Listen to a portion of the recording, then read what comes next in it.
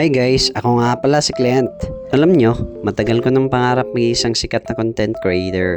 Pero ang totoo, hindi ako masyadong bihasa sa mga bagay-bagay. Kaya naisipan ko na lang simulan ng paglalakbay na to kasama kayo with zero knowledge. Tara let's! Samahan nyo ako tuklasin ng mundo. Mag-explore ng mga bagong bagay at matuto ng mga bagong kasanayan. So sa vlog na to guys, walang bawal, lahat tayo pwedeng matuto.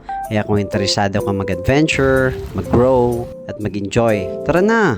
Subscribe na at samahan nyo ako sa journey na to. Maganda no?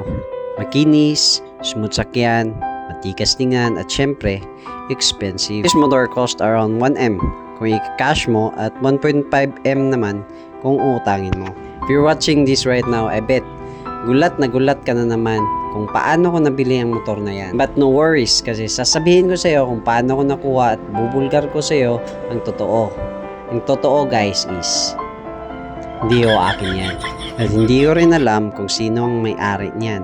Kinuha ko lang yung picture niyan sa Google at video sa YouTube. Ang totoo is, pangarap ko talagang magkamotor guys. Sino ba naman na hindi mangarap, di ba? Pero nakalimutan ko i-specify yung pangarap ko, kung ano yung klase ng motor na gusto ko. Kaya kung nanonood ka ngayon, let me tell you an advice. In setting up your dreams and aspiration guys. Specify mo na para hindi mahirapan si Lord if in case na ibibigay niya na. So much for the talking at let me show you na may motor. Hihi, char. So ito po yung motor ko guys. Ganda diba? Alam kong hindi kasing kinis yan ng BMW. Hindi kasing tikas at lalong hindi kasing mahal. Pero let me tell you this. I've given all I can para makabili ng motor na yan. At ngayon guys, narito na siya. Ang bunga ng aking pagsisikap.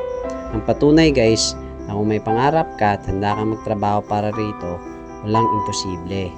Ang motor na ito guys ay tatawagin kong si Pangarap. Si Pangarap ay hindi lang simpleng bakal at goma. Ito ay simbolo ng aking pagsisikap, ng aking determinasyon, ng aking panalo.